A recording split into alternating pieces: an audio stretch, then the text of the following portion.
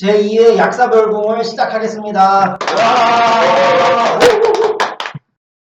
이번 주 주제는 저희가 저번 주에 그 마약류 관리 통합 시스템에 대해서 얘기를 했는데 여름이고 또 그 마약류와 상당히 많은 관계가 있는 비만과 비만 약물에 대해서 알아보는 시간을 갖도록 하겠습니다.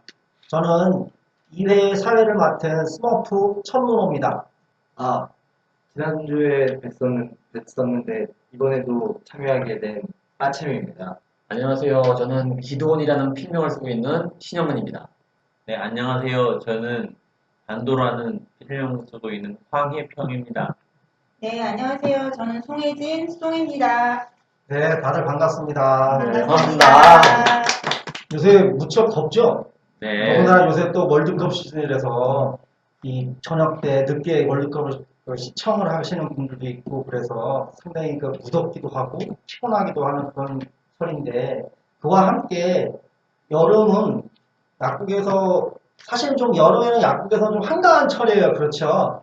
하지만 이 여름은 또 노출의 계절이기 때문에 여름이라고 하는 이 계절에 약국에서 많이 볼 수 있는 환자 유형 중에 하나가 비만에 관계되어 있는 환자들 저희들이 많이 볼 수가 있습니다. 그래서 이번 주는 아까 얘기했던 것처럼 비만에 대해서 저희가 좀 재미있고 자세하게 알아보려고 합니다.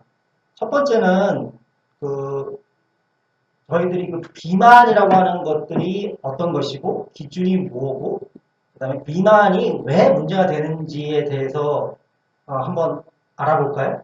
네, 우리 그 파채님이 나름대로 초치기를 해서 준비를 하신 것 같은데 파채님께서 한번 재밌게 말씀을 해주시기 바랍니다. 예, 그 비만의 기준에 대해서 그 기존에 알고 있었던 비만의 기준들이 있긴 한데 얼마 전 4월 달에 그 대한비만학회에서 새로운 비만 기준을 발표를 했습니다. 이전에 알았던 저희가 알고 있었던 비만의 기준이었던 가장 중심이 되는 이제 BMI라는 지수가 있는데요. 보통 이제 체질량 지수, 그러니까 자신의 몸무게를 키의 제곱수로 나눈 비율을 이야기하는데요. 예를 들어서 55kg인 사람이 신장이 165cm일 때 그때의 체질량 지수는 20.2가 나오게 됩니다. 그걸 이제 BMI 지수라고 이야기하고요. 보통 그 전에는 그 BMI를 기준으로 해서 비만 단계를 3단계로 나눴어요. 그래서 정상 단계, 과체중 단계, 비만 단계 이렇게 3단계로 나눠서 정상은 18.5에서 22.9, 과체중은 23에서 24.9, 그리고 25 이상부터는 이제 비만으로 분류를 하게 되었는데 이번에 4월 달에 있었던 대한비만학회가 새롭게 만들어낸 기준은 이것들이 세계적으로 통용되는 기준이 아니라 한국 사람들의 데이터, 그러니까 건강보험공단에 그 실제적으로 진료를 보고 있는 내용들을 분석을 한 결과를 가지고 한국인의 체형에 맞는 비만이 무엇인지에 대한 새로운 기준을 발표하게 된 거죠. 이 기준에 따르면 기존에 있었던 3단계가 아니라 비만의 기준을 좀 더 세분화해서 5단계가 됩니다. 그래서 이전에 정상 수치는 그대로 이제 18.5에서 22.9, 그리고 과체중은 이제 과체중이란 말을 쓰질 않고요. 비만 전 단계라는 기준을 새로 만들었고요.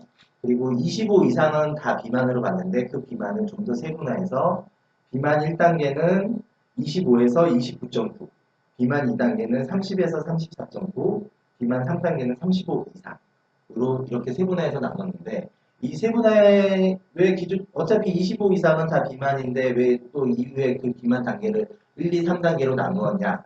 왜냐하면 이것들은 이 BMI 수치에 따라서 질병의 연관 정도가 조금씩 달라지기 때문입니다. 그래서 거기에 따라서 비만을 무조건적으로 살을 뺀다기보다는 거기에 단계에 맞는 적절한 치료 지침을 제시하기 위해서 좀 더 세분화시켜낸 것이고요. 그래서 비만과 허리 그 둘레의 상관관계도 되게 중요하죠. 그래서 실제적으로 그 허리 둘레와의 상관관계를 같이 있는데요. 예를 들어서 허리 둘레가 90cm, 그러니까 바지 치수로 보면 쉽게 이야기해서 인치로 이야기하면 36인치 이상, 여성분들 같은 경우는 85cm, 그래서 바지 인치로 보면 33인치 이상 요것들도 정상 범위의 BMI가 있다 하더라도 요 수준이 되면은 비만으로 감안을 해서 적절한 치료가 들어가야 된다라는 이야기가 있어요. 그래서 여기 지금 우리 녹음하시는 분들은 거의 다 정상적인 수치에 들어오는 것 같아요. 네네. 그렇죠? 다행히 그런 하채님은 거의 스탠다드한 체형을 갖고 계신 것 같아요. 경계점에 아, 경계점에 있으신가요? 그럼 예전 기준에 비해서 조금 더 비만의 기준이 넓어진 거 아닌가요? 허리 길이까지, 허리둘레까지 그렇죠. 같이 그러니까는 들어가면? 예를 들어서 예전에는 이제 BMI 수치에서 정상이나 비만 전 단계, 그러니까 23, 그러니까 25 이하라고 하더라도 허리 둘레는 크게 보진 않았었는데 지금 같은 경우 데이터를 보니 체질량 지수가 23이면은 비만 딱 전 단계의 시작이잖아요. 거기에 들어온다 하더라도 아까 이야기했던 허리 둘레가 남성 같은 경우 90cm 이상, 여자가 85cm 이상일 경우에 2천만 명의 데이터를 분석을 했었을 때 동반되는 질환 자체가 비만 1단계. 아까 얘기했던 BMI 수치의 25에서 29.9 사이의 환자군과 동반되는 질환의 위험도가 같다라는 연구 결과가 나오는 거죠. 그럼 어떤 질환들이 주로 많이 얘기가 되어지고 있는 건가요? 주로 이제 아무래도 비만이 이게 지방세포나 이런 것들이 축적되는 질환이다 보니까 대부분이 이제 대사증후군 쪽에 관련된 질환들이에요. 대사증후군이 어떤 건가요?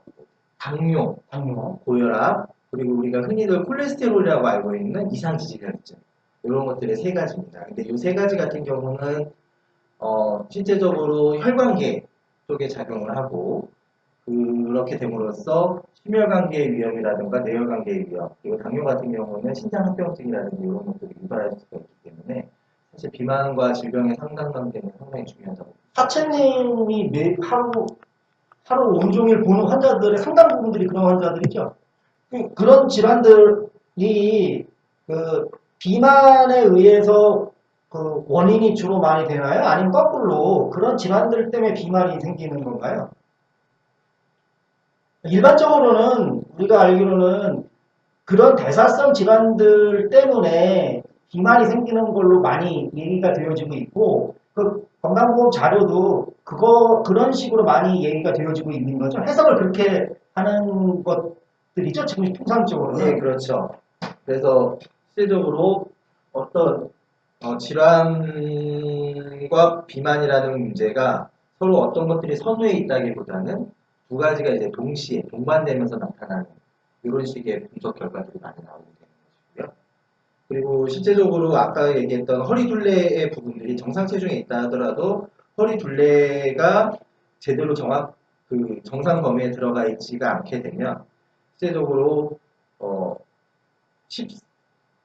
그 치료 비용의 데이터를 봤었을 때 14.3에서 50.1%까지 그런 그 대사성 질환에 대한 치료 비용이 더 상승하는 것으로도 나타나고 있습니다. 그러니까 비용의 문제도 건강보험 비용의 문제도 상당히 큰 부담감으로 작용되어지기 시작을 하는 거겠죠. 그렇죠. 비만이. 자, 그럼 비만의 기준과 비만과 질병 간의 관계는 뭐 다른 여러 그 책이나 또는 인터넷 사이트에도 자세하게 나와 있으니까 뭐 이 정도만 소개를 해줘도 뭐 근데 네. 이번 연구에 좀 중요하다고 볼 수 있는 거는 원래는 이게 비만 같은 경우는 각 나라의 식생활 습관도 다르고 생활 습관도 다르고 다 다르기 때문에 이게 어떤 거를 딱 비만이라고 얘기하기는 좀 주관된 기준이 있을 수는 없는데 이번에 2천만 명의 그 건강보험 데이터, 빅데이터를 가지고 한국인에게 맞는 그래서 우리에게 맞는 어떤 기준들을 제시하고 그로 인해 가지고 앞으로의 치료 방향을 그 기준을 세웠다는 점에 있어서 되게 중요하고 또 하나는 지금까지는 체중과 신장의 비율만을 따지는 BMI만을 봤는데 허리 둘레의 부분들도 상당히 중요한 상관관계가 있다라고 밝혀진 것들이 또 의미 있다고 볼 수가 있을 것 같고요. 그리고 실제적으로 비만 환자들 같은 경우가 의료 비용이 얼마나 더 상승하는지에 대한 데이터까지도 뽑아낸 것도 사회적으로 얼마나 이거 비만 문제가 사회적 비용을 어느 정도나 감내해야 되는 수준인가에 대해서 하나의 지표가 됐다는 부분들도 중요할 것 같아요. 그래서 보면은 사실 비만 환자는 정상 체중에 있는 사람들보다 꼭 비만 치료만이 아니고요.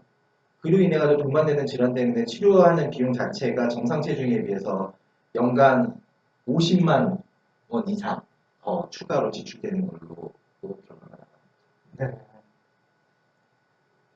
얘기, 네. 네, 아주 자세하게 얘기를 다 해주셔서 혹시 뭐 지금 이 타치님이 얘기하신 거에 뭐 덧붙이고 싶거나 뭐 그렇게 말씀하신 뭐 그런 거 있으실까요? 뭐 기도원님? 기도하시나요? 아니요, 뭐 덧붙이는 건 아니고요. 이제 좀 추가적으로 뭐 이따 얘기하겠지만은 그 기준 자체가 지금 얘기될지 아니면 좀 이따 얘기될지 모르겠지만은 이게 외국의 뭐 미국이나 유럽 기준과 또 이제 아시아 기준이 좀 틀리다라는 그런 얘기도 있고요. 그 다음에 실제적으로는 그 비만이라는 게 우리가 보면 비만하면은 좀 이제 안 좋은 이미지가 있잖아요. 근데 실제적으로는 운동 선수라든지 그 다음에 헬스를 하시는 분들이라든지 이런 분들 같은 경우에는 사실 이제 재면은 25가 넘는 경우가 많을 거거든요. 아, 근데 그 얘기는 예. 지방량보다는 근육량이 많기 때문에 예. BMI 수치 자체가 왜곡돼서 나타날 수 있다. 그 얘기를 그렇죠. 말씀하시는 이제 거예요? 이렇게 이제 운동 선수들이나 이런 사람들은 오히려 근육 때문에 아까 얘기한 BMI 지수가 25 이상으로 나올 수가 있는데 그러면은 그 사람들은 사실 운동에서 근육량이 있는데 비만으로 보기 어렵지만은 그걸로만 이제 따지면은 비만으로도 나오고 이게 건강이 나쁜 거 아니야? 이런 식으로 또 오해될 수가 있거든요. 이런 부분들은 이제 어떻게 보정해야 될까? 아까 이제 타치님이 그래서 이제 허리둘레를 많이 얘기한 것 같은데 그래서 허리둘레하고 그 다음에 BMI 지수, 그 다음에 이제 소위 말해서 이제 이 뱃살과 그 다음에 뭐 종아리 근육 이걸 같이 봐야 된다 뭐 이런 얘기도 있는데 그 부분은 좀 어떻게 우리가 좀 봐야 될지 이 부분들을 또 한번 물론 여기서 뭐 정할 수는 없겠지만은 이 부분들에 대한 이들은 좀 더 우리가 좀 명쾌하게는 아니더라도 이 정도는 좀 정리할 필요가 있을 것 같아요. 다른 분들은 어떻게 좀 생각하시는지? 송쌤님 뭐 혹시 근데 저도 이 체질량 지수를 보니까 체중을 키의 제곱으로 나눈 거잖아요. 체중과 키만을 갖고 결국은 비만인지 아닌지를 판단을 하는 게 그게 좀 오류가 중간에 많지 않을까 이런 생각이 살짝 들긴 한데 그런 부분을 이제 보완하기 위해서 허리둘레를 이번에 기준을 넣은 것 같기는 한데 좀 부족한 면이 있지 않을까 생각은 드네요.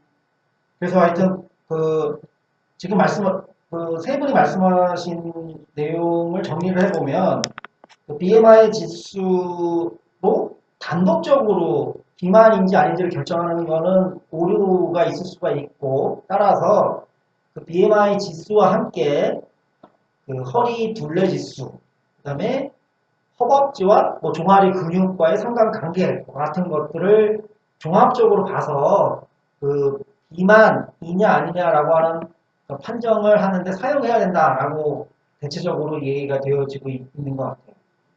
그러면 원래 그 전에 먼저 얘기를 해야 되는데 조금 뭐 자유스럽게 지금 기도님이 얘기를 하시는 것 중에 비만한 사람들을 보면 안 좋은 느낌이 있다라고 하는 그런 말씀을 하셨거든요. 사실 그게 이제 저희들이 후반부에 좀 중요하게 얘기를 할 수 있는 것 같은데 비만이라고 하는 것들이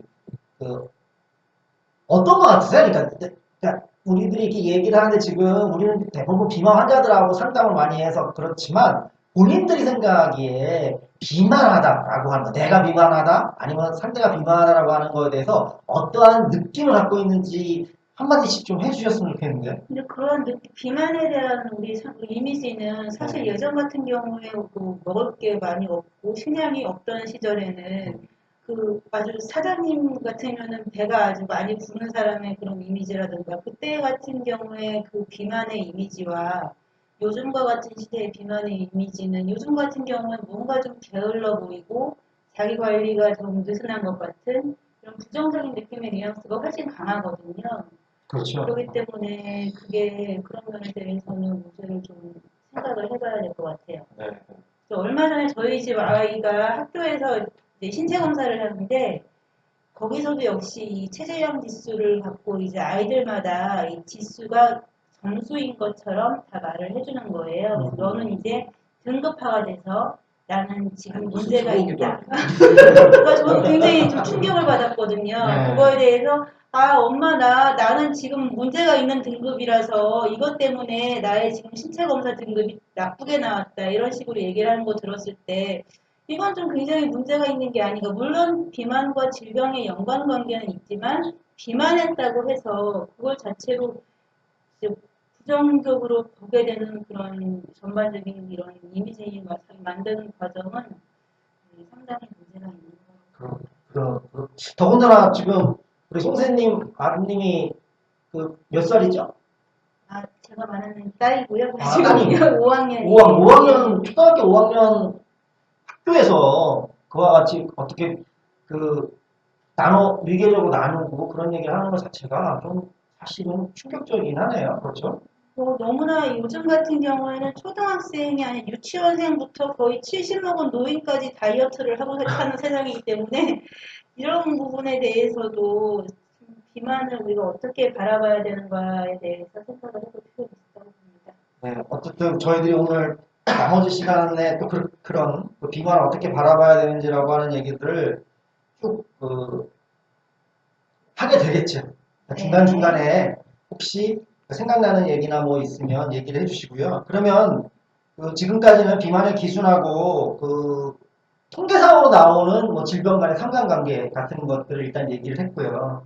일단 그 비만이 있다 치고 비만으로 판정이 되어졌을 때 이 비만을 어떤 식으로 정상 체중으로 되돌리느냐라고 하는 여러 가지 그 방법이 있을 텐데 그 중에 가장 많이 사용되어지는 방법이 비만 약물인 것 같아요. 더군다나 저희가 처음에 얘기했던 것처럼 마약류 약물들이 여기에 많이 사용되어지기 때문에 비만의 약물 종류나 그런 부작용이 어떤 거 있는지 송생님께서 네. 얘기를 해주시기 바랍니다. 예, 보통 우리가 흔히 말하는 살 빼는 약 같은 경우가 전문 용어로는 비만 치료제나 뭐 체중 조절약이라고 많이 말을 하는데요. 크게 분류를 해본다면 식욕 억제제나 지방 분해 효소 억제제 이렇게 두 종류로 나눌 수 있습니다. 네, 식욕 억제제 같은 경우에는 배가 고프지 않거나 또는 부르다고 느껴서 음식을 덜 먹게 하는 약을 말하겠죠. 지방 분해 효소 억제제 같은 경우에 이제 몸 안으로 들어온 지방이 몸에 이제 흡수되는 것을 방해함으로써 지방이 몸에 흡수되지 않고 밖으로 나가게 하는 약물들을 말을 하는데요. 이제 허가받은 살 빼는 약의 종류는 크게 어떻게 분류가 되어 있는지를 좀 더 구체적으로 살펴보면 이제 식욕 억제제로는 방금 말씀하셨던 마약류, 향정신성 의약품들이 있는데요. 펜터민, 펜디메트라진, 디에틸프로피온 등등이 있고요. 아까 말씀드린 지방 분해 요소 억제제로는 제니칼 많이 들어보셨겠지만 제니칼 같은 성분의 약이 있고 허가는 이렇게 두 가지만 있는데 우리가 흔히 약국에서 보시면 이제 비만 클리닉 처방들의 처방전 약 내역을 보면 사실 대여섯 가지, 7, 8가지가 들어있는 처방을 쉽게 볼 수 있는데요. 그 모든 약들이 비만 살 빼는 약으로 허가를 받은 건 아니고 보통 우울증 치료제도 들어가 있고 간질 치료제, 당뇨병 치료제, 감기약, 또 이런 변비약 이런 약들이 같이 들어있는 경우가 많이 있거든요. 그리고 또 생약 성분의 약으로는 방풍통성산 건조 X라고 해서 요즘에 그런 한약 성분의 그런 약들도 있고 그린티 X나 이런 차잎으로 만들어진 차잎 가루로 만들어진 약들도 있고 또 건강기능식품으로는 가르신약 이런 것도 좀 볼 수 있겠죠. 그래서 이런 살 빼는 약들은 이제 전문의약품으로 분류가 된 게 많기 때문에 이 환자들이 그냥 약국에서 살 수 있는 게 아니라 반드시 병원에 가셔서 진료를 받고 처방을 받아서 약국에서 조제를 받는 약인데요. 좀 전에 식욕 억제제 같은 경우가 마약류에 속하는 약물들이잖아요. 그래서 이 향정신성 의약품이기 때문에 이게 관리가 중간에 저번 회에서도 저희가 말을 했지만 처방을 제대로 받고 투약이 이루어져야 되는데 이게 지금 허위 처방이나 이런 문제가 중간에 좀 있어서 약물들이 오남용되는 사례들이 종종 있기는 합니다. 어떤 식으로 오남용이 되죠? 이게 향정신성 의약품은 아시겠지만 우리 중추 신경 내 신경 전달 물질을 자극시키는 약이거든요. 그렇기 때문에 이런 식욕 같은 우리의 식욕뿐만이 아니라 다른 종류의 신경 전달 흐름도 막을 수 있는 역할을 하기 때문에 사실 이런 종류의 약물들을 계속 먹는다는 거는 이게 신경계 작용을 자꾸 정상적인 흐름을 자극시키는 거잖아요. 그렇기 때문에 상당히 주의를 기울여져야 하고 그렇기 때문에 향정신성 의약품이라고 분류가 되어 있는 건데 이 약을 드셔보신 분 있으신가요? 제가 이게 재밌는 얘기긴 한데 이 약을 하나를 먹고 제가 아시는 약사님이 저녁에 살이 좀 많이 쪘다는 생각을 하여서 그렇죠. 진료를 받으시고 처방을 받아서 이 약을 하나를 먹었는데 갑자기 힘이 나셨다고 하시더라고요. 그래서 어느 날 정신을 갑자기 차려보니 새벽 3시에 자기가 가스레인지를 닦고 있는 본인을 발견을 했다고 하시더라고요. 그러니까 그만큼 이게 과잉 흥분 상태를 유발시키기 때문에 이런 이 약사분처럼 갑자기 안 하던 청소를 밤새도록 할 수도 있고 잠이 안 올 수도 있고 뭐 그러니까 여러 좀 더 가지 전문적으로 얘기하면 교감신경이 많이 항진되어져 있다라고 하는 거죠. 예. 그러면 그 효과가 우리가 또 잘 알고 있는 이 에너지 드링크 그렇죠. 그런 거 같은 것도 전부 다 그런 효과죠. 그렇죠. 이게 그 말씀하신 게 카페인일 거고요. 또 감기약 성분 중에 교감신경 흥분제라고 해서 그 비충혈되고 코 막히는 거를 좀 뚫어주는 역할을 하는 약들이 있거든요. 이런 것들이 일종에 들어가면 우리 몸 안에 교감신경을 자극함으로써 어떤 식욕이나 이런 걸 좀 조금 떨어뜨리는 작용을 하기는 하는데 이거는 향정신성 의약품은 아니에요. 그래서 감기약이나 이런 카페인 같은 경우도 비만 클리닉 약에 들어가기는 하죠. 저희들이 이 비만약을 처방을 받거나 조제를 할 때 한 봉지 안에 들어가 있는 그 약이 상당히 많이 있잖아요. 그렇죠? 네, 굉장히 많죠. 그 중에 저희들이 지금 주요한 관심의 대상이 되거나 또는 주요한 효과가 나타나는 것들은 향정신성 의약품들이 주요한 효과가 나타나는 거죠. 그렇죠. 그 향정신성 의약품의 식욕 억제제를 먹으면 바로 음식 맛에 대한 느낌이 크지 않아요. 또 음식을 먹고 싶다는 생각 자체가 안 들어버리는 거기 때문에 먹자마자 바로 효과가 나올 수 있는 거거든요. 그러니까 먹으면 바로 즉시 살이 빠지는 효과를 볼 수 있기 때문에 환자들은 이거에 대해서 굉장히 크게 메리트를 느끼는 건데 이런 약물들이 중요한 게 뭐냐면 복용하는 그 시기가 기간이 중요하거든요. 그래서 기간 자체가 우리가 정해진 거는 4주 이내로 복용이 권장이 되기는 하는데 사실 이렇게 쉽게 약 하나로 살이 쭉쭉 빠지는 효과를 환자들이 보다 보니까 4주가 지나고 다음에도 자꾸 먹게 되는 오남용이 일어나는 사례를 자꾸 볼 수 있는데 자꾸 먹게 된다고 하는 게 어떤 거죠? 그러니까 의존성이 생긴다라고 하는 그런 얘기가 되어지는 거죠. 우린 살이 쉽게 빠지니까요. 우선 네. 살이 쉽게 빠지기도 하고 간혹 약국에서 보면 이 약물의 그런 정신적인 그런 반응 자체를 거기에 의존하시는 분도 계시는 거예요. 이미 살은 다 빠졌는데 이제 그 약물로 인한 그 정신적인 그 효과 그거를 노리기 위해서 약물을 드시는 분도 근데 그게 권고가 4주인가요? 그렇죠. 사주기는 하는데 뭐 네. 처방전 하나에는 4주까지는 나오는데 네. 사실 뭐 며칠 지나서 또 4주를 받을 수 있는 거잖아요. 그러니까 그런 것들이 사실은 마약류 통합관리 시스템으로 걸러지지 않는다라고 하는 거죠. 그렇죠? 그리고 더군다나 이런 처방전들 같은 경우에는 보험의 처방이 보험 적용이 되는 게 아니라 보험 적용이 아닌 비급여 처방들이 많기 때문에 이제 환자의 이름이나 이런 것들도 잘 표기가 되지 않는 경우들도 많고 또 중고 처방되는 경우도 많이 그럼 4주 이상 먹었을 때 어떤 부작용이 나타나요? 이 향정신성 의약품들 같은 경우에는 특히 이제 큰 부작용 중에 하나가 남용이나 습관성이거든요. 중추신경을 흥분시키는 거기 때문에 가슴의 두근거림, 뭐 혈압 상승, 가슴 통증, 불안하거나 현기증이 나거나 뭐 잠을 못 잔다거나 이런 큰 부작용을 나타낼 수 있습니다. 잠을 못 자게 해갖고 살을 막 빼게 하는 그런 거가 와요. 맞아요. 고문 같은 거 아닙니까? 그게 일종의 고문 같은 거? 고문이 그게 그러니까 여러 사람마다 그게 고문으로 받아들이는 사람이 있는 거고 또 그 자체가 즐거운 사람도 있을 수 있는 거죠. 살이 빠지니까요. 약에 대한 반응은 개인에 따라도 무궁무진하게 다를 수 있기 때문에 그거는 사람에 따라 반응을 좀 지켜봐야 될 필요는 있는 거죠. 그리고 이 복용 기간에 따라 부작용이 달라질 수도 있거든요. 그래서 너무 오랫동안 장기 복용할 경우에는 이제 극도의 피로감이나 정신적인 우울증이나 수면의 변화가 이루어질 수도 있고요.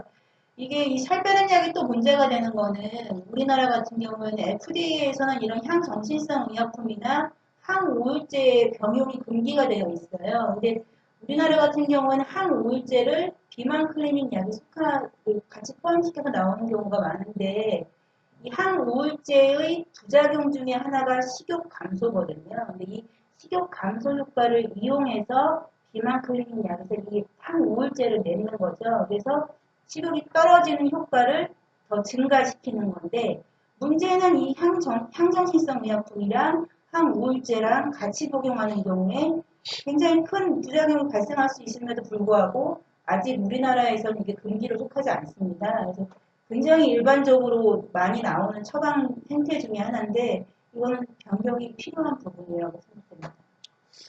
예, 지금 송님께서 이제 향정신성 의약품 관련돼서 이제 몇 가지 얘기를 해주셨는데 네. 일단 그래도 이제 뭐 저희도 약사이긴 하지만 또 이제 다른 분들의 다른 의견이 있을 수 있으니까 다른 분들 좀 얘기를 좀 한다면은 일단 몇 년 전에 이제 토론회를 한번 간 적이 있었는데 아까 이제 송님이 얘기한 것처럼 우리가 보통 이제 뇌에 작용하는 항우울제하고 그다음에 향정신성 의약품의 병용이 우리 사형설명서에 금기되어 있는데 이 부분들을 왜 규제하지 않느냐 내지는 이 부분들을 좀 어떻게 뭐 관리하지 않느냐라는 어떤 토론회가 좀 있었어요. 근데 거기에 대해서 이제 다른 분들은 이 부분들에 대해서 물론 사용 설명서에서는 그렇게 나와 있지만은 아직 물론 임상적으로 그다음에 우리가 보통 얘기하는 그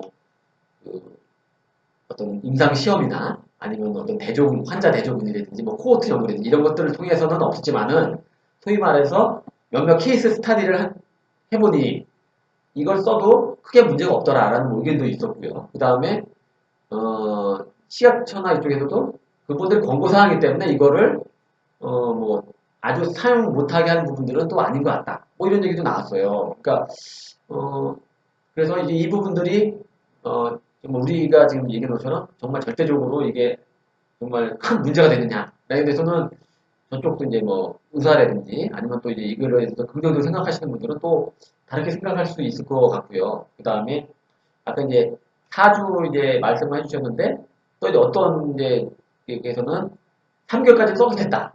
뭐 또 이런 또 이제 그걸 가지고 또 얘기하는 경우도 있거든요. 그러니까 이게 좀 그런 부분들이 또 있으면서 좀 어떤 세부적으로 가면은 좀 약간 좀 논란이 되는 부분들이 있는 것 같아요. 근거에 따라서 그렇다는 그치. 얘기죠. 근거에 네, 따라서. 그래서 그런데 좀 그래도 그럼에도 불구하고 이제 큰 문제긴 한데 이 부분들에 대해서 어떻게 이제 기준은 그러니까 우리가 사용설명서니까 사실 사용설명서를 기준으로 해야 되는데 이 현장에서는 그 사용설명서가 아니더라도 소위 말해서 그 사용서가 안 나온 거라도 일정 부분 케이스가 있으면은 또 뭐 인정해주는 분위기 또 이게 또 보험이 안 되다 보니까 그 부분들을 일정 부분 어떤 재량으로 인정해주는 부분이 있거든요.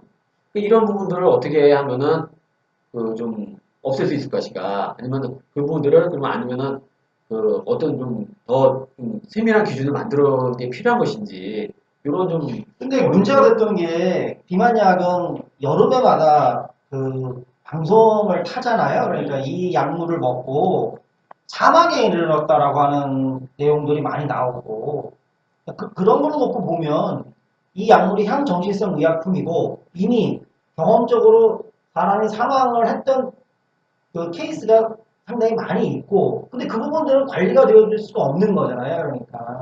그러니까 사실은 그거보다도 강력한 근거가 있을까요? 우리가 그런 위험한 약물들이기 때문에 더 철저한 관리를 해야지 그거를 아주 제한되어져 있는 경험을 갖고 이렇게 자유스럽게 사용되어질 수 있는 것처럼 얘기하는 거는 조금 문제가 있을 수 있을 것 같은데.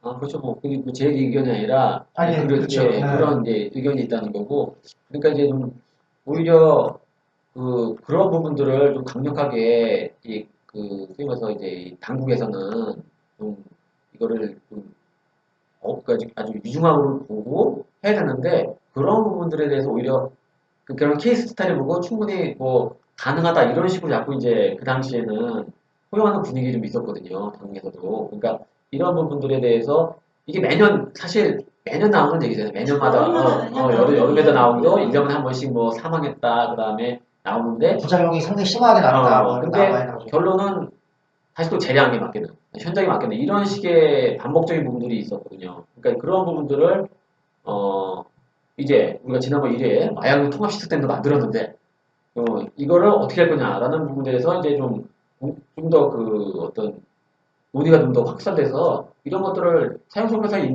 있으면은 거기에 걸맞게 해야 되는 거고 예외 사항이 있으면은 예외 사항은 좀 가급적이면 타이트하게 허용을 해야지 이런 식으로 느슨하게 하면은 안 되지 않느냐 뭐 이런 생각도 들긴 합니다.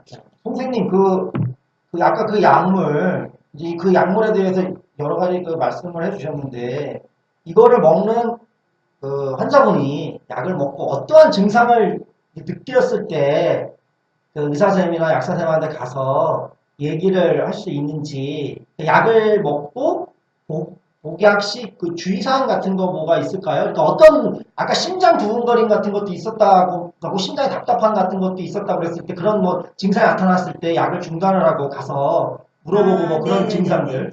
우선은 제가 아까 한 가지 말씀 안 드린 게 있는데, 이게 살 빼는 약 중에 이렇게 병원에서 처방을 받아서 먹는 약 이외에도 우리가 쉽게 건강기능식품이라고 해서 가르시니아 많이 보셨을 거예요. 제가 보니까 물에도 타먹는 게 있고, 뭐 맛있게 먹는 드링크처럼 마시는 것도 있긴 한데, 사실 최근에 가르시니아 같은 경우에도 급성 간부전이나 이런 문제 때문에 논란이 있는 거이긴 하거든요. 그래서 건강기능식품이라도 주의할 필요가 좀 있고, 한약 같은 경우에도 살 빼는 한약이라고 해서 많이 드시는 분이 계시는데, 이게 사실 한약 성분들 중에 마황이라는 게 들어가 있는데, 평상시에 땀을 잘 흘리지 않거나, 뭐 성격도 좀 급하고, 뭐 불면증이 있거나, 혈압이 있거나, 이런 분들은 절대 먹으면 안 되는 약이거든요. 근데 이제 어떤 날 환자를 봤는데, 약국에서 이분이 너무 힘들어 하시는 거예요, 갑자기. 근데 살은 많이 빠지셨는데, 그분의 그 상황들을 저 얘기를 듣다 보니까 살을 빼시려고 약을 먹었는데, 이게 한약 약을 먹은 거예요. 근데 분명히 살을 빼는데 거기 그 마왕이 들어갈 가능성이 아주 크거든요. 근데 이런 경우에도 잘 생각을 해서 이게 처방도 처방이고, 환자분들도 이게 부작용이 없는 약이라는 건 없기 때문에 잘 고려를 하고 드셔야 되는 부분이 있고요. 그다음에 아까 말씀하셨지만 이제 좀 많이 이제 환자분들 꼭 지켜야 될 사항이 있는 게 이 항정신성 식욕 억제제를 드시는 분들은 다른 약과의 병용에 대해서 특히 더 신경을 쓰셔야 되거든요.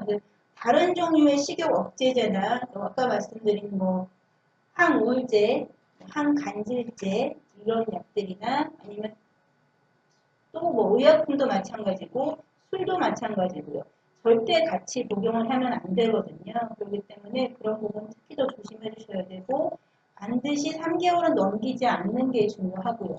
그 다음에 항우울제 같은 경우에 그 항우울제가 들어가 있는 그 비만 클리닉 약 같은 경우엔 갑자기 또 중단을 하게 되면 심리적으로는 굉장히 큰 변화를 일으킬 수 있어서 그것 때문에 자살을 한다거나 이런 부작용도 발생할 수 있기 때문에 그런 부분에 대해서도 본인이 잘 체크를 해보시고 물론 의료진이나 약국에서도 환자분한테 잘 말씀을 해주셔야 되고요. 약이 이런 종류의 그런 식욕 억제제를 포함한 약들은 약을 끊으면 반드시 다시 살이 찔 수밖에 없거든요. 그렇기 때문에 약을 끊은 뒤에는 반드시 식이요법, 운동요법을 병행해야 된다는 거 아셔야 됩니다. 네, 아주 중요한 얘기인 것 같고요. 혹시나 이런 약물에 대해서 궁금한 점이 있으면 저희 약사 별궁 사이트에 들어오셔서 댓글을 남겨주시면 성심성의껏 댓글에 많은 분들이, 많은 선생님들이 아마도 이 내용을 달아주실 것 같아요. 많은 댓글도 좀 달아주시기 바랍니다. 자, 그러면 여기까지가 이제 우리가 통상적으로 비만이라고 하는 것들이 어떤 것이고, 그 다음에 질병과의 관계와 비만의 약물, 또 약물의 부작용 이런 얘기를 주로 해봤는데, 이제 이 비만의 또 다른 측면, 사회적인 측면에 대해서 한번 얘기를 해봤으면 좋겠어요. 그 사회적인 측면에서 제일 중요한 게 비만은 어떤 사람들이 주로 많이 걸리나 이런 질문이 좀 우스울 것 같지만 사실은 거기에 계급 계층적 관계들이 있죠. 이거 기도원 선생님이 한번 좀 말씀해 주시기 바랍니다. 아, 예. 저기 뭐야. 요즘 이제 그래서 좀 이 비만과 저소득층, 비만과 소득 관계 이 부분들이 연관관계가 있을까라는 이제 얘기가 많이 나는데 사실 언론에서 그동안 연관관계가 많이 있다고 나왔죠. 그래서 건강과 소득 수준이 연관이 있다는 얘기가 많이 나왔어요. 그래서 좀 소득 수준이 높을수록 좀 오래 살거나 그다음에 기대 수명 그다음에 이런 것들이 높다라는 얘기도 나오고 그게 데이터로 나왔고요.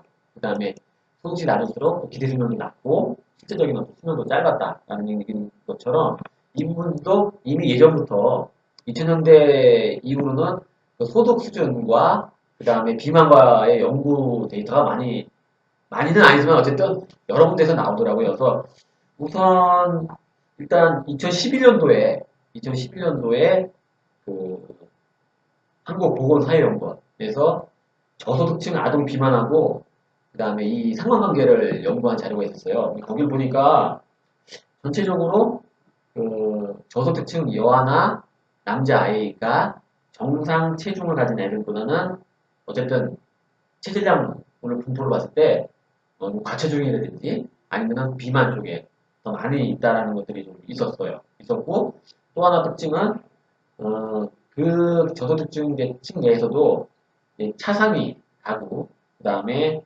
뭐 가족 유형별로는 그러니까 뭐 할머니나 할아버지가 키우는 부모님 없고 할아버지나 할머니가 키우는 뭐 조선가구라든지 아니면 이제 엄마하고 아이들만 있다든지 아빠하고 아이들만 있다든지 이래가지고 결국에 부모가 일을 하러 나가서 결국 애들을 돌볼 수 없는 이런 가족 같은 경우에는 실제적으로 과체중을 넘어서 그러니까 뭐 고도 비만이나 이런 것들이 나타나는 경우가 정상적인 가정을 이룬 애보다 상당히 많았다라는 정보가 있었고요.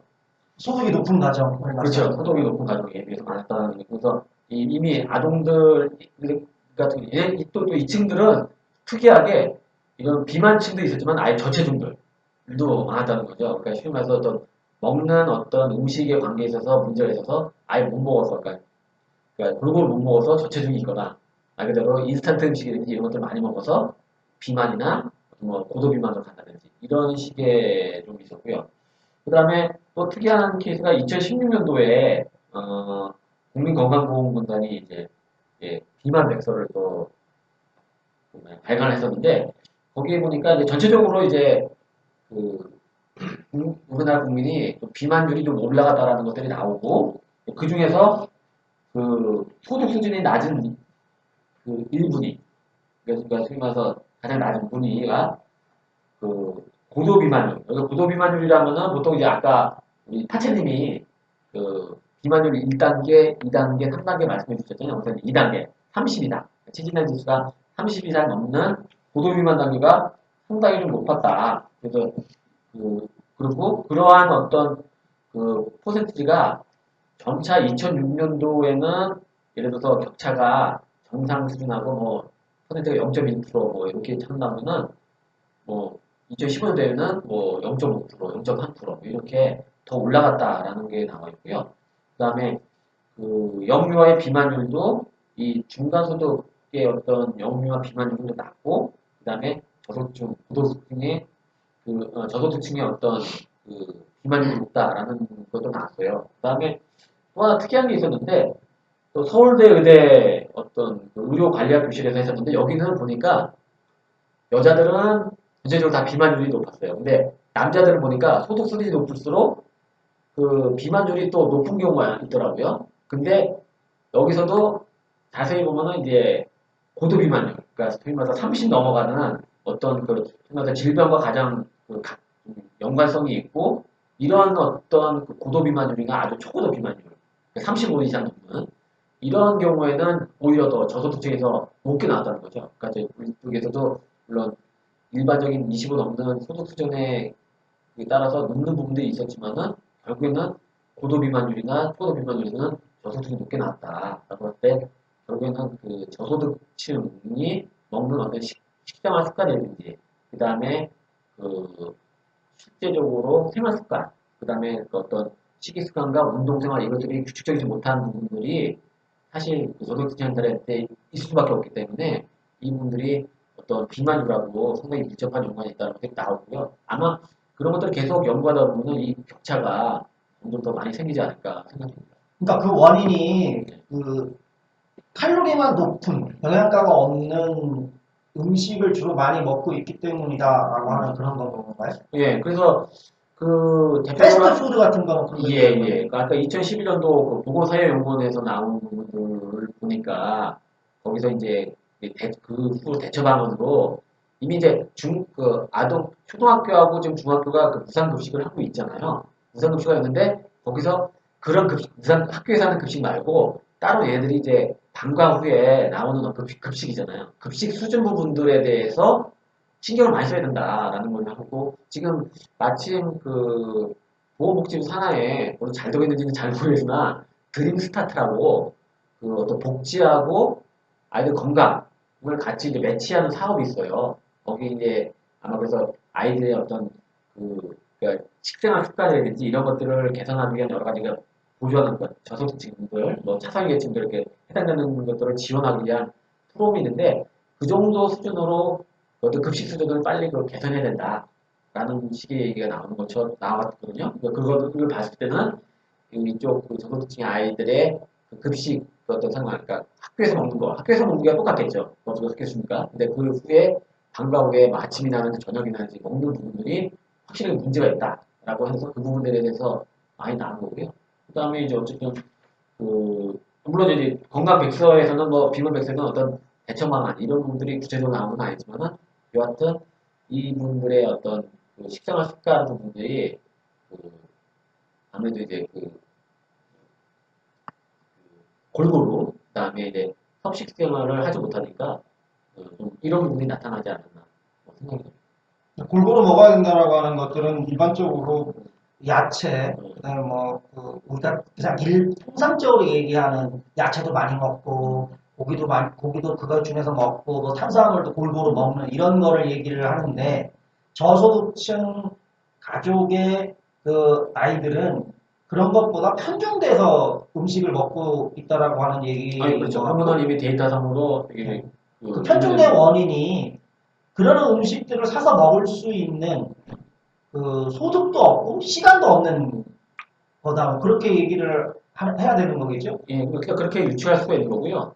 이 그러니까 부모가 그러니까 그렇게 해줄 수가 있는 그 부모가 없다는 얘기잖아요. 그러니까 일터에 나가고 그래야 되기 때문에. 그렇죠. 아동들 같은 경우에는 대체적으로 이미 그러니까 소위 말해서 한부모 가족 그래서 한부모 가족인데 한부모 가족이 현재로서는 하려면은 누군가 일을 해야 되기 때문에 애가 하루 종일 거의 상당 시간을 방치해 있는 상태이고요. 그다음에 또 할머니나 할아버지가 살 경우에는 아무래도 또 이제 갭 때문에 확실하게 이렇게 애들을 관리한다든지 이런 문제가 없기 때문에 상당히 문제가 있는 거고.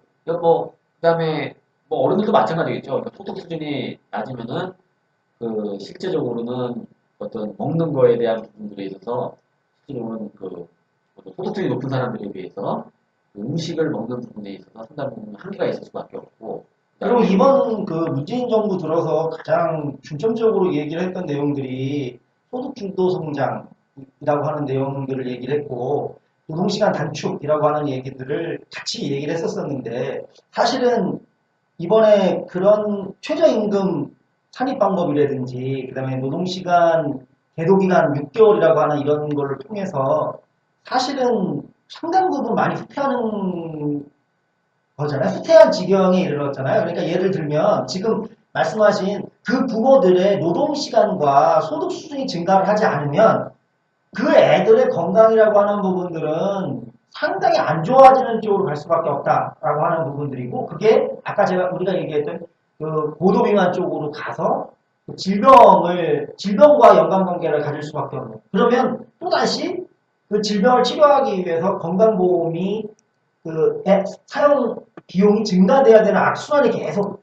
그 발생을 하는 거겠죠. 그렇겠죠. 그러면 따지고 놓고 보면 소득 수준을 올려주고 그다음에 노동 시간을 줄여주는 것 자체가 사실은 좀 넓게 보면 이건 뭐 좀 거칠긴 하다 넓게 보면 그 비용을 그 건강보험 비용 같은 것들을 줄일 수가 있기 때문에 또 질병도 안 걸릴 수가 있고 그렇기 때문에 오히려 더 바람직한 거잖아요, 그죠? 네.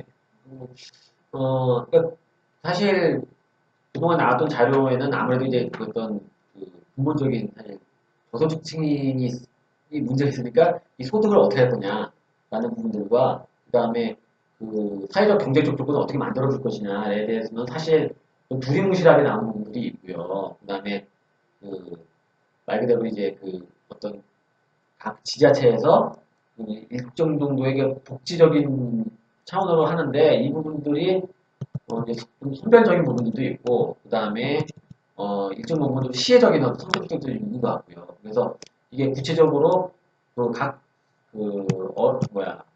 가정들의 실제적인 사회적 경제적 부분들을 어떻게 해결할 것인가에 대한 어떤 구체적인 부분들이 구체적이거나 아니면 좀 이게 전체적인 것들이 좀 이게 부족하다 보니까 이제 그때그때 임기응변식이나 뭐 그다음에 앞에 당장의 현안들만 해결하는 이런 식으로만 될 수밖에 없기 때문에 사실은 어떤 큰 해결 방안이라기보다는 임시 처방 이 부분들이 어떻게 좀 되었다고 봐야 되겠죠. 그러니까 비만을 바라볼 때 비만을 단지 그 질병 물론 질병과의 관계로 바라보는 것도 상당히 그러니까 의학적 관점으로 바라보는 것도 상당히 중요하지만 건강 불평등이라고 하는 관점을 갖고 바라봐야 되는 부분들이 있고 그런 비만을 통해서 우리나라 사회의 노동의 문제, 그다음에 소득의 문제, 그다음에 그와 결부된 건강의 문제라고 하는 것들이 복합적으로 작용을 하는 그러니까 비만만을 바라봐도 거기에 상당히 다양한 요인들이 이게 중충 결합되어져 있다라고 하는 것들을 알 수가 있을 것 같아요. 네, 뭐 하나 에피소드를 말씀해 드린다면 이 정도로 에피소드만 말씀하고 제 부분은 뭐 대략 마무리도 될 것 같은데 제가 저희 와이프가 노원구에서 이제 그 소위 말해서 이제 한가족 부모 내지는 조선 부모 그러니까 할머니나 할아버지가 하는 그런 부모에서 크고 있는 이제 중학생이나 고등학생들 중에서 소위 말해서 이제 문제 아들을 좀 하는 이렇게 상담하는 그런 일을 하고 있는데 어쨌든 이 문제 있는 애들의 그 가정 형편을 보니까 말 그대로 다 그 저소득이에요. 그리고 아까 얘기한 것처럼 가족 유형이 다 문제가 있다는 게 미사하다. 어쨌든 그 뭐 편모나 편부 아니면은 조선 부모 이런 거에 있으면서 실제적으로 많은 위험성에 노출이 되어 있고요. 그 다음에 이 친구들이 학교에서 밥 먹는 거 빼놓고 제가 이제 얘기를 들어보니까 거의 그러니까 물론 이제 이게 기초 생활 수급자도 있고 막 그러다 보니까 돈이 좀그 기초 생활 수급비가 나온다든지 뭐 이렇게 뭐 어떤 바우처 비슷하게 가지고 이렇게 돈이 나오면은 그걸 다 어디서 이제 사냐면은 편의점에서 도시락, 그러니까 편의점 도시락이나 편의점 그 삼각김밥, 편의점 무슨 라면 이걸 주로 먹는다는 거죠. 그리고 그 간식도 먹게 되면 뭐 이렇게 떡볶이는 이런 것도 아주 맵고 하여간 이런 것들 거의 이런 것들을 즐겨 먹어요. 그러니까 소위 말해서 이제 일반 청소년들이면은 어떤 그 학교 주변이나 이런 데서 먹는 어떤 분식이 아니라 그런 것들도 먹을 수 있겠죠. 왜냐하면 어쨌든 근데 거의 식당에 그 먹는 것들이 그런 것들을 위주로 많이 먹는다. 그리고 그런 것들을 선호하고 그런 거 먹는 거를 즐겨한다라는 것도 제가 좀 많이 들었거든요. 그거 봤을 때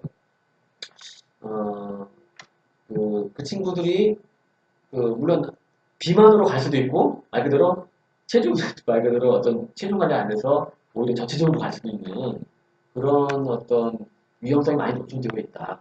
저는 이런 것들을 많이 그 얘기를 들으니까 그 프랑스의 그 사회학자, 철학자이자 사회학자인 피에르 부르디에가 얘기했던 아비투스라고 하는 게 생각이 나요. 계급마다 그 취미가 다르고 먹는 음식도 다르다라고 하는 것들을 한번 발표를 해갖고 프랑스 사회에서 굉장히 큰 문제가 됐는데 그럴 수밖에 없을 것 같아요. 그렇죠? 제한된 돈으로 먹을 수 있는 것들이 한정이 되어져 있다 보니까 그런 그 계급에 있는 사람들은 그런 것도 먹지 못하는 그런 형태가 유지가 되어지고 그게 계속 대물림되어지고 가는 그런 형태가 되겠죠?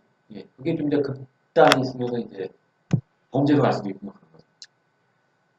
자, 이제 그 비만과 사회 계급 계층과의 관계를 알아봤고, 그 약국에 그 비만 환자들이 주로 어떤 비만 환자들이 주로 많이 오시는 것 같아요?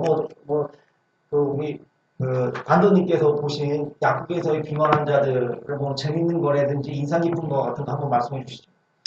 네, 일단은 이제 뭐 오늘 너무 어려운 이야기를 계속 하고 있는 것 같아가지고 일단은 이제 먼저 퀴즈를 좀 한번 내보면 이제 남자분 뭐 여자분들이 약국에 많이 오게 되겠죠. 와서 이제 뭐 약을 사거나 뭐 물건을 구입하거나 하면서 이제 돈을 쓰게 되는데 남자들이 이제 약국에 왔을 때 예를 들면 이제 돈을 쓰게 될 경우에 굉장히 돈을 아끼지 않고 그 약값을 잘 내는 경우가 있습니다. 이게 뭘까요? 남자들이 하여튼 약국에 와서 알 것 같아요. 네, 뭘까요? 알 것 같은, 우리는 알 것 같은데, 지금. 여기서 얘기를 해야 되나요? 네. 이게 땡땡. 땡땡그라.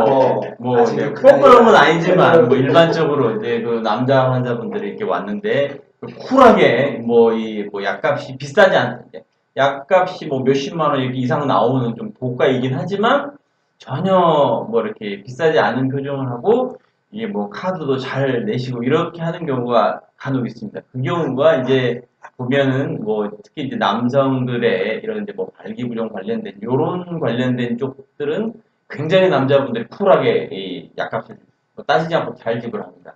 이 여성인 경우에 반대로 이 약국에 왔을 때 약값이 좀 높게 이렇게 나오고 이랬을 경우에 이제 여성들이 이제 쿨하게 이제 뭐 이렇게 할 경우는 어떤 약일 거라고 예상을 혹시 하시는지요, 여사님들 보면 일반적으로. 그러니까 아마도 오늘 주제에 맞는 그런 이야기겠죠. 비용에 그러니까. 관련된 약들이 네. 많이 있죠. 네네네, 맞습니다. 근데 여성분들도 이제 나름이긴 하겠지만, 오셨을 때 약값에 대해서 그다지 부담 가지 않고 좀 어느 정도 액수가 큰 몇십만 원 이상이 됐지만, 뭐 카드를 잘 내시면서 이게 해피한 표정으로 이렇게 결제를 하시고 돈 내시는 경우가 있는데, 이게 이제 오늘의 주제인 다이어트하고 관련된 뭐 약이나 식품 뭐 이제 이런 거 관련된 걸로 제가 보기에는 자주 많이 보입니다. 이게 정말 그러고 보면 남자 여자들 이렇게 생활에서 얼마만큼 자기 생활에서 중요한 부분을 차지하는가. 근데 또 이제 역으로 놓고 보면 이런 경우에 이제 이런 약이나 뭐 식품을 구입할 경우에 보면 이제 그 오늘의 주제인 다이어트로 좀 돌아가 보면 그 이제 여성 뭐 하여튼 손님 환자라고 하실 수 있는 이분들 보면 이제 보면은 객관적으로 보면 정상에 가까우신데 본인은 이제 다이어트를 해야 된다는 이제 압박감하고 이런 게 이제 항상 있다 보니 거기에 집중적으로 이제 집중을 하게 되고 그러다 보면 이제 그런 약들을 찾게 되고 처방을 받아오고 약을 사게 되죠. 그래서 이제 이런 경우들을 정말 이렇게 주의를 환기시키고 이제 많은 토론이나 고민, 특히 이제 방송이라든가 이런 걸 좀 많이 보고 해야 될 것 같아요. 저희 딸이 고등학생인데 보면은 저희 딸도 보면은 항상 이제 다른 거는 그렇게 신경을 안 쓰는데 뭐 아무래도 연예인들이나 이렇게 텔레비전을 많이 보다 보니까 거기에 나와 있는 하여튼 연예인 남자가 됐든 여자가 됐든 이게 굉장히 이제 아주 좀 늘씬한 이런 체형을 가진 하여튼 사람들이 많이 나오잖아요. 그러다 보니 이 학생들도 당연하게 아 우리들도 정말 저런 체형을 좀 가지고 예를 들면 뭐 어른이 되고 이렇게 학생일 때 물론 마찬가지지만 고등학생 그런 걸 당연하듯이 받아들이다 보니까 뭐 먹는 음식이라든가 이런 거에 하다가 항상 뭐 체중을 잘 재요. 아침에 재고 저녁에 재고 정말 이게 안 시켜도 잘하는 게 체중계에 계속 올라가요. 이게 이제 뭐 저희 딸뿐만 아니고 많은 예를 들면 중고등학생들도 굉장히 이제 이런 경우에 있을 것 같다는 생각이 좀 들어서 저는 이제 이게 얼마만큼 다이어트가 성인뿐만 아니고 학생들까지에도 이렇게 정말 많이 다가오는 거지 않을까라는 생각이 들고 약국 내에서 이제 다이어트 관련된 이런저런 에피소드 몇 가지를 한번 이야기해 볼까 합니다. 지금까지 뭐 일반 의약품이나 뭐 전문 의약품 이런 설명 같은 경우를 지금 이제 많이 약사님 해주셨는데요.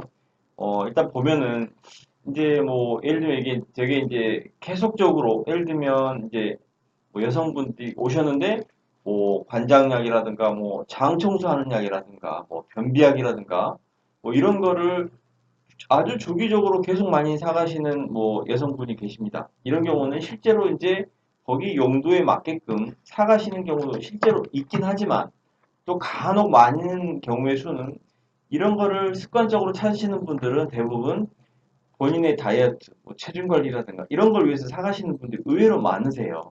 일단은 그 사가시는 분은 말씀을 안 하시지만 저희가 드리면서 뭐 이런저런 설명을 하거나 상담을 하다 보면 결국은 다이어트를 위해서, 체중을 줄이기 위해서 사가시는 거지만 실제로는 이제 약을 이렇게 본인의 판단 하에 본인의 경험칙상 이렇게 사용하시는 분들이 의외로 많이 있습니다. 그 다음에 보시면 또 이제 예를 들면 처방의약품 중에서 보시면 아까도 이야기가 좀 나왔지만 뭐 어느 A라는 환자분이 당뇨약을 지속적으로 계속 드시고 있습니다. 근데 나중에 와서 상담을 하다 보면 자기가 살이 빠졌다고 말씀을 하세요. 그래서 이야기 조금 더 해보면 이 당뇨약의 부작용에 식욕부진이라든가 소화불량이라든가 이런 게 좀 있게 됩니다. 근데 이 환자분 이 약을 계속 먹다 보니 식욕도 떨어지고 이러다 보니까 자연스럽게 체중 감량이 된 거죠.